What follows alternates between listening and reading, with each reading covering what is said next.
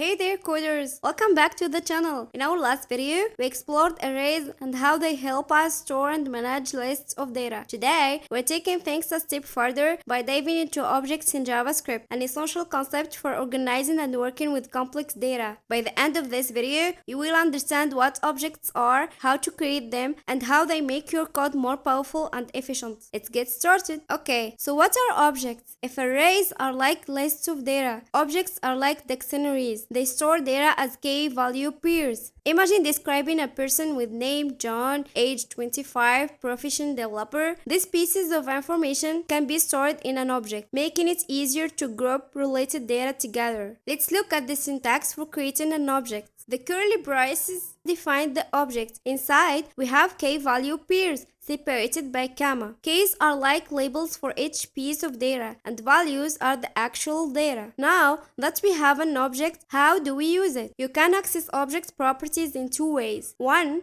Dot notation. Console.log person.name. This will print John. Bracket notation. Console.log person and put the age between brackets. The output will be 25. Both are useful, but dot notation is more common unless the key is dynamic or contains special characters. Objects are flexible. You can add or update properties at any time. For example, person.location equal New York will add a new property. Person.age equal 26 updates the age property. This will show the updated object with the new location and an updated age. You can also remove properties using the delete keyword. Delete person.profession. The profession key is now gone. If you want to loop through all the keys in an object, use a for in loop. This will print name John, age 26, location New York. This is a great way to process objects dynamically. Objects can contain other objects or arrays. For example, you can access nested data like this. Console.log student.courses between brackets 0 will give us math. Console.log student.address.city will give us Los Angeles. This is where objects shine as they let you model complex real-world data. Here is your challenge. First of all, create an object named book with the following properties. Title JavaScript for beginners, author John, year 2024. Second thing, add a new property called publisher with the value tick box. 3. Print all properties using a for in loop. Drop your solution in the comments. That is for today, coders. Objects are an essential part of JavaScript, and mastering them will open the door to creating more dynamic and organized applications. In the next video,